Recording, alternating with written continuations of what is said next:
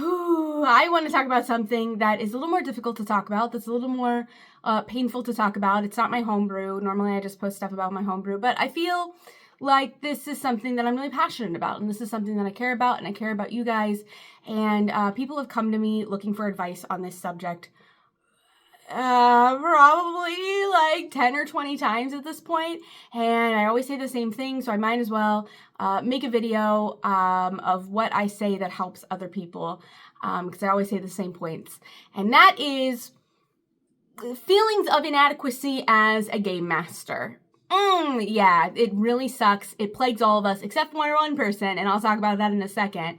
But it plagues all of us. It is a terrible demon that seems to just be the other side of the coin of this beautiful, wonderful gift that we call dungeon mastering and game mastering. And it is so sad to see so many bright, beautiful stars die out simply because, and stop game mastering, simply because the feelings of inadequacy overwhelm them.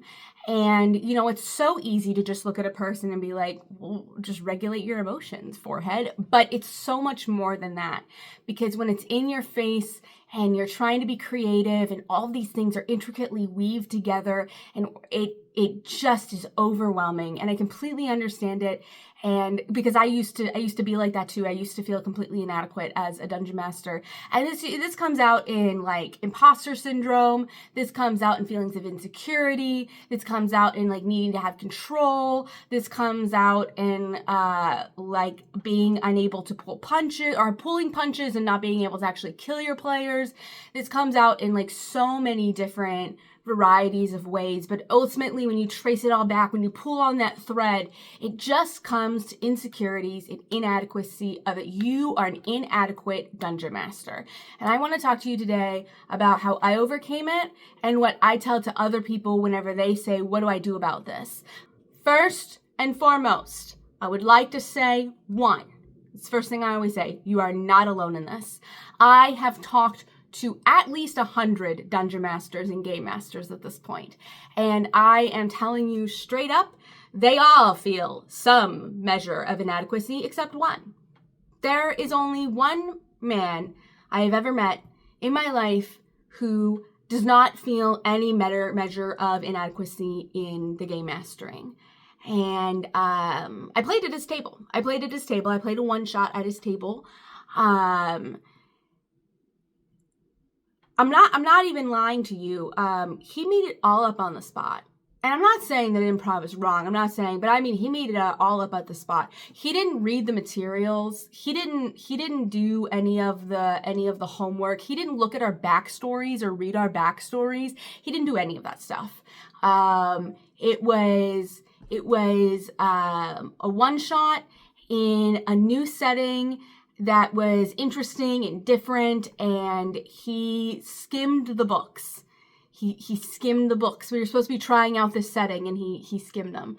And I remember we were waiting for the other players to join, and I was like, so how did you enjoy the book? And he was like, oh, I mean, it was good. I didn't really read it. And I was like, and I asked him, like, are you stressed out? Are you stressed out to Dungeon Master? And he's like, no, I'm never stressed out to Dungeon Master. I don't really do all that kind of stuff. I don't really do that.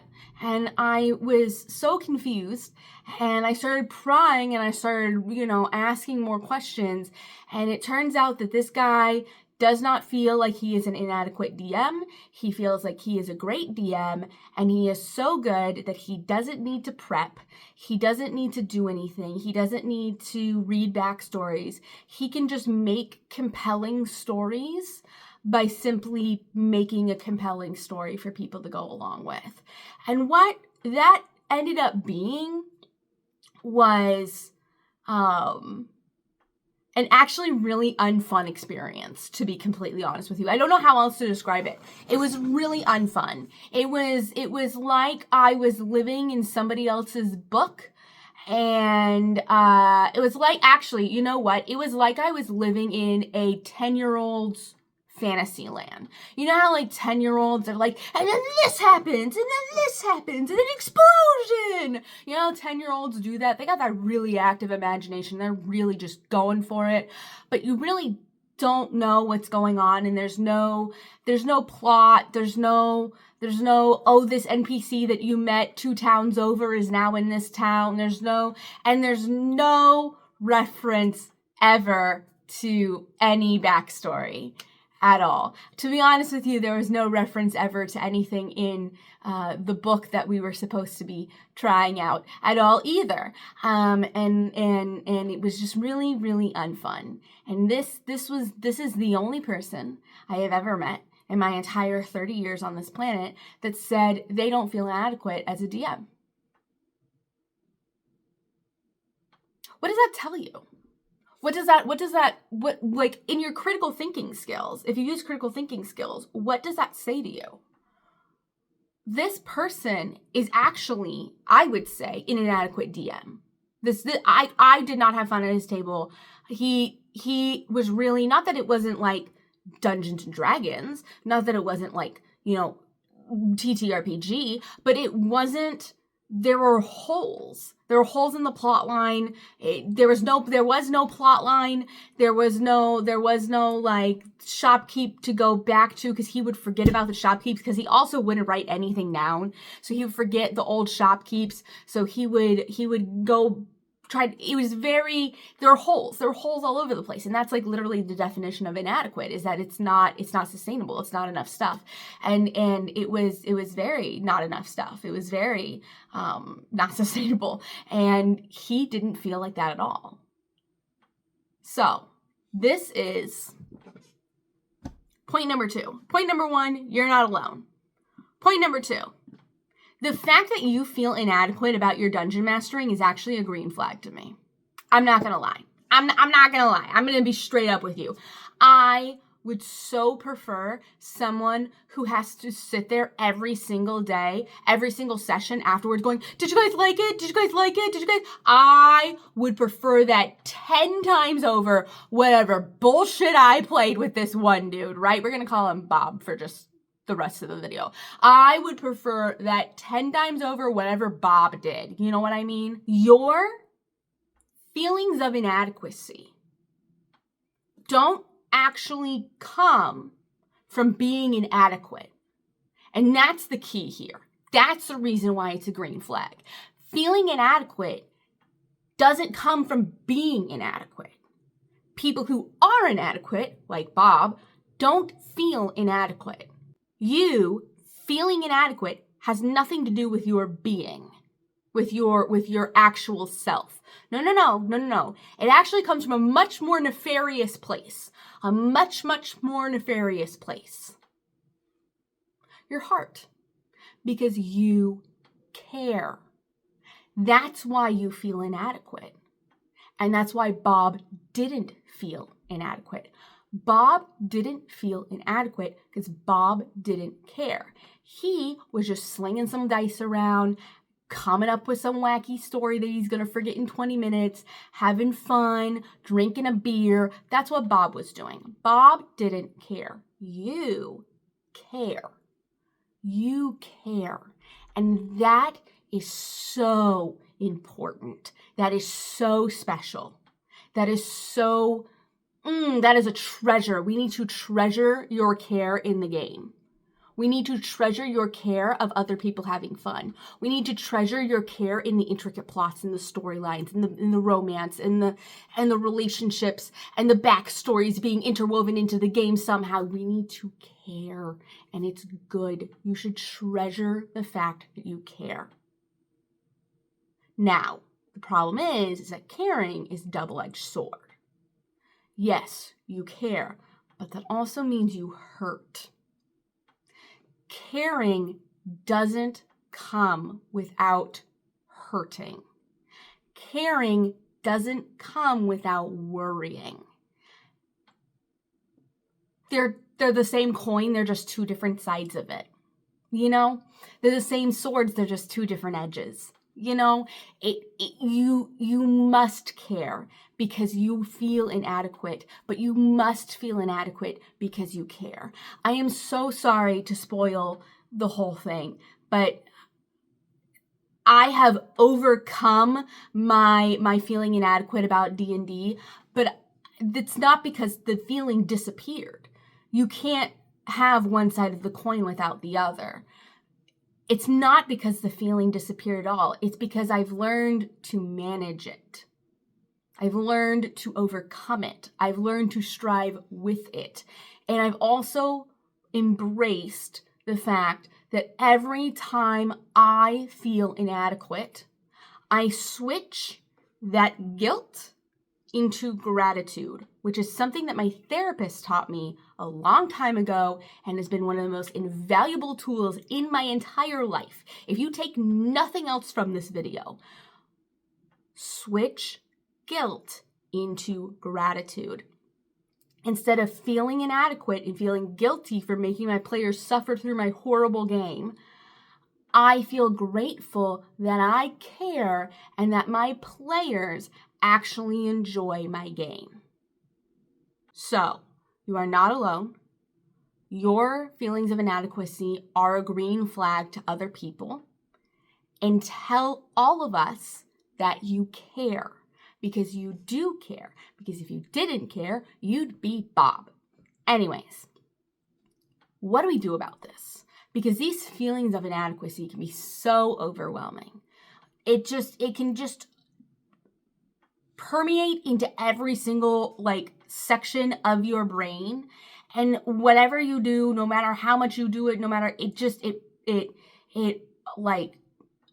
is so potent and so terrible inside your mind that it becomes overwhelming, and it's almost like you can't dungeon master. It's almost like you can't game master. You can't do the thing because you just feel so inadequate whenever you do the thing. It becomes so terrible, so you stop doing it.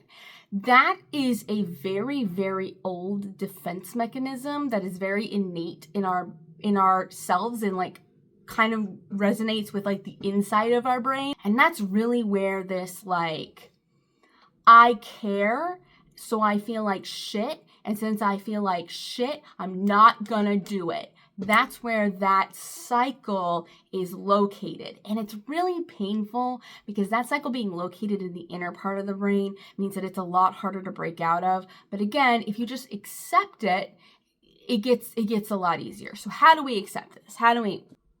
The way to stop feelings of inadequacy is to give them a measurement. And I know that sounds weird, but I'm telling you, as long as you can be logical and sane about your measures, you will find that it quells that inadequacy, or in the very least gives you something to grasp onto to say, fuck you, you don't get to talk to me like that, everything's fine, right?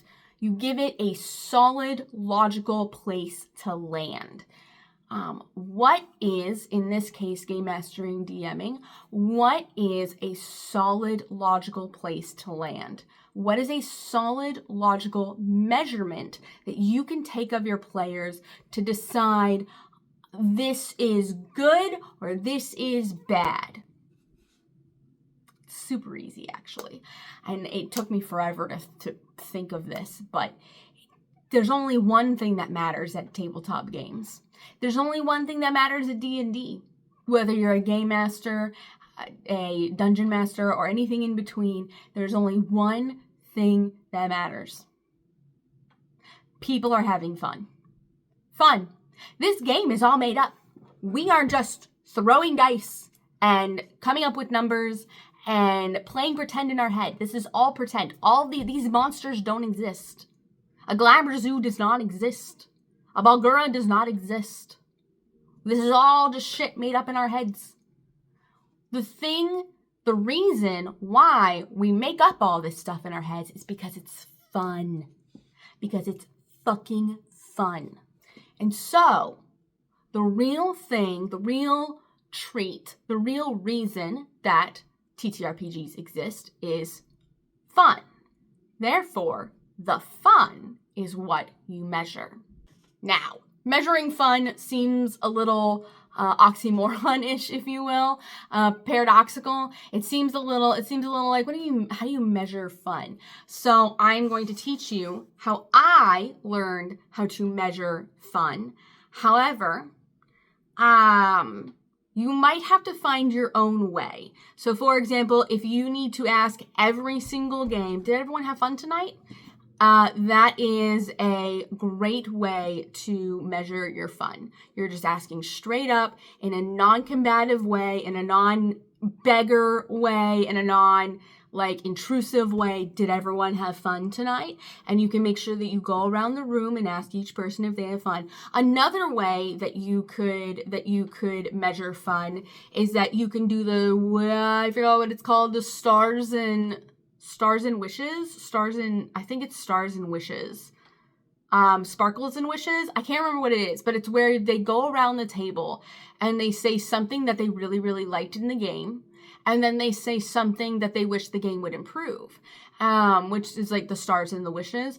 And so I really enjoyed that whenever I did that in a 3-shot, because it gave me a lot of feedback that was measurable. That was like, okay, so there is some inadequacies going on, but the inadequacies that are going on are things that are super obtainable. Because normally whenever your little brain is like, you're inadequate, you suck, it's normally super unobtainable. It's unobtainable stuff. Like the fucking sky is falling. But whenever someone actually tells you like, hey, I have a problem with your table, you have a lot of male characters, but you don't really have a lot of female characters, which is something that somebody did tell me one time. It goes, oh, I can do that. That's easy. I can even change some of the male characters to females. That's totally fine. That's easy. It really takes that big mountain and makes it a little molehill. But how I measure inadequacy is by the age-old expression that a therapist taught me one time whenever I thought that everyone was staring at me in the Walmart and I was afraid to go outside because I felt like people were judging me and staring me. I had a little bit of agoraphobia. Shut the fuck up and listen. Observe. Take a gander. Look around, if you will. At some point, your players are going to go on a tangent. Your players are going to interact with themselves and not interact with the NPCs or the environment all that much. There's going to be at some point where everybody is simply like going off, or maybe they're taking turns doing stuff or observing something or trying something, whatever. Whenever you have a moment that you're not in actor mode, you're in dungeon master mode, stop. Pause. Look at their eyes. Are their eyes soft? Are they squinting because they're smiling so much? Are they crying from laughing? Look at their mouths. Are they smiling? Are they jabbering away? Are they completely entrenched in thought and contemplation? And so they're look at how they are, their affect is. Person's affect, which is your face. Your person's affect can really tell a lot about somebody. And so look at their affect, watch their body language, watch how much fun they're having. And if you don't really know about body language, highly recommend looking it up on YouTube. There's a lot of great videos on YouTube to teach you about body language and stuff, especially if you're autistic and stuff. There's a lot of really great information on YouTube. And if you need help finding them, let me know and I'll link to some of my favorites down below. But there's beautiful stuff teaching you about facial expressions, teaching you about softness. Also, look at what they're wearing. Are they decked out to the nines because this is their party time and this is the time for them to be truly themselves? Are they coming in PJs and slippers like my players do because everyone's just so comfortable at this point and happy at this point that it's like a big old party? It's just a big old hangout now. Whenever they go off on tangents, is it happy stuff? Are they going off on like, is it related? Are they going off on tangents that are contemplating what's going on, or like, oh my God, this reminds me of such a funny story, you know? Or are they, like my players do, are they going off on tangents because they're stressed as fuck? Every time these people get into a fight, they go off on some random tangent for like 10 minutes during the fight. And I'm like, okay, guys, next turn. It's your turn. What do you do? And they're going off on these tangents. And I asked them one time why they were going off on these tangents. Like, don't you want to, are the fights boring? And they were like, no, I'm stressed. You're trying to kill us really good, and you make these fights really intense, and I'm really stressed. So I have to like exude that stress by putting it off somewhere else. So I tell stories. And I was like, oh my God, that's so beautiful. You're stressed out because you care. That's what you're looking for. You're looking for people to care about your game, just like you care about the game. You want everyone to put their care in a big pile, and that big pile is on the table with the miniatures and with the drawings and like on their character sheets. That's what you want. You want people to care. You want people to be into the game, involved in the game, invested in the game, or at the very least invested in the storylines, invested in having friends. I know some people, I call them audience members. Some people really don't like to be involved in the game. I actually have one on my table right now. Hi, Greg. Audience members, they don't like to get involved with the game. They just like to, as my audience member goes, he goes, beep boop, I don't think this is a good idea. And that's all he'll say. And it's so beautiful to watch them, but he's like so intensely into the game the entire time and like very much paying attention. So that's why I say body language. That's why I say affect. That's why I say all these things. Just shut up. Tell your brain to shut up. Put it in a closet. Literally visualize a toddler. Because this is another thing a therapist taught me. Visualize a toddler. And then visualize this toddler having a temper tantrum over there. Okay? And then tell it to then ignore it for 2 fucking seconds. Ignore the toddler for 2 seconds. And just look at your players. Observe them objectively. Not subjectively, not with all this doubt and shame in your brain, objectively. Just what are their faces like? What are their eyes like? What are they wearing? What are they talking about? What do they care about? And you're going to find, I bet you, that most of your players are pretty fucking into this game. Whatever game you're playing, they're pretty fucking into it. Why? Because you care. And if you care, that means that you're putting forth effort. And if you're putting forth effort, your players are going to put forth effort. And if your players don't put forth effort, find new players. They don't deserve you. But I'm fairly sure that what's going to happen is that you are going to look for those inadequacies and try to measure them, because the only thing that really matters is fun. Then all of your players are going to go, what are you talking about? I'm having so much fun. Are you kidding me? This is like a blast. And then you are going to go, they're not having fun. I don't believe you. This is where managing your emotions and regulating your emotions comes into play.